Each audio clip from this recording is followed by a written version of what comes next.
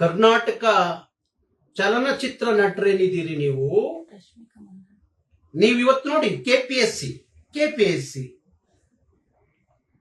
ಸುಮಾರು 76,000 ಜನ ಮಕ್ಕಳು ಪರೀಕ್ಷೆಯಿಂದಾಗಿ ಅನ್ಯಾಯ ಆಗಿದೆ ಅಂತೇಳಿ ಬೀದಿ ನಿಂತಾರಲ್ಲ.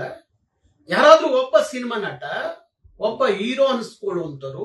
ಹೀರೋ ಅಂದ್ರೆ ನೀವು ತೆರೆಯ ಮೇಲೆ ಅಷ್ಟೇ ಹೀರೋ, ನಿಜ ಜೀವನದಲ್ಲಿ ನೀವು ಹೀರೋಗಳು ಯಾರು ಅಲ್ಲ. ಹಾಗಾಗಿ ಅನ್ಕೊಳ್ಳೋರು ಹೀರೋ ಅಂತ ಅನ್ಕೊಳ್ಳೋರು ಯಾಕೆ ಕನ್ನಡದ ಧ್ವನಿಯಾಗಿ ಕೆಲಸ ಮಾಡಬಾರ್ದು? ನೀವ್ ಹೇಳ್ತೀರಿ ಕನ್ನಡದವರು ನಮ್ಮ ಸಿನಿಮಾ ನೋಡಲ್ಲ, ನಮ್ಮ ಸಿನಿಮಾಗಳು ಓಡಲ್ಲ ಅಂತೀರಲ್ಲ. ಯಾವ ಕಾಳಜಿ ಇಟ್ಕೊಂಡು ಕನ್ನಡಿಗರು ನಿಮ್ಮ ಸಿನಿಮಾಗಳು ನೋಡ್ಬೇಕು? ನಿಮ್ಮ ಸಿನಿಮಾಗಳು ನೋಡ್ಬೇಕು ಅನ್ನೋದಾದ್ರೆ ನೀವು ಬೀದಿಗೆ ಬಂದು ಕನ್ನಡದ ಪರವಾಗಿ, ಕನ್ನಡಿಗರ ಪರವಾಗಿ ಹೋರಾಟ ಮಾಡಿದ್ರೆ ಆಗ ಕನ್ನಡಿಗರು ನಿಮ್ಮ ಸಿನಿಮಾ ನೋಡ್ತಾರೆ.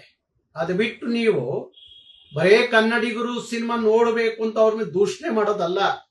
ನಿಮಗೆ ಅಲ್ಲಿಯ ತಮಿಳುನಾಡಿನ ಮಾದರಿಯಲ್ಲಿ ಅವತ್ತು ಡಾಕ್ಟರ್ ರಾಜ್ಕುಮಾರ್ ಅವರು ಕನ್ನಡದ ವಿಚಾರ ಬಂದಾಗ ಬೀದಿ ಬರ್ತಿರ್ಲಿಲ್ವಾ? ಗೋಕಾ ಚಳುವಳಿ ಅಂತ ಮಹಾನ್ ಹೋರಾಟದ ಸಾರಥ್ಯವನ್ನ ಡಾಕ್ಟರ್ ರಾಜ್ಕುಮಾರ್, ವಿಷ್ಣುವರ್ಧನ್, ಅಂಬರೀಷ್ ಆ ಎಲ್ಲ ನಟರುಗಳು ಅವತ್ತು ಭಾಗಿಯಾಗಿರ್ಲಿಲ್ವಾ? ಆದ್ರೆ ಇವತ್ತು ಕೋಟಿ ತಗೊಳ್ಳೋರು ನಿಮಗೆ ಕನ್ನಡದ ಸಮಸ್ಯೆಗಳು ಎದುರಾದಾಗ ಯಾಕೆ ಬೀದಿಗೆ ಬರಬಾರ್ದು? ಹಾಗಾಗಿ ಕನ್ನಡಿಗರು ನಮ್ಮ ಸಿನಿಮಾ ನೋಡಲ್ಲ ಅನ್ನುವ ಹೇಳುವ ಮಾತು ಅದ್ಯಾವುದು ನಿಮಗೆ ಯಾವ ನೈತಿಕತೆಯೂ ಇಲ್ಲ. ಹಾಗಾಗಿ ಕನ್ನಡದ ಮಕ್ಕಳನ್ನು ದೂಷಣೆ ಮಾಡಬೇಡಿ.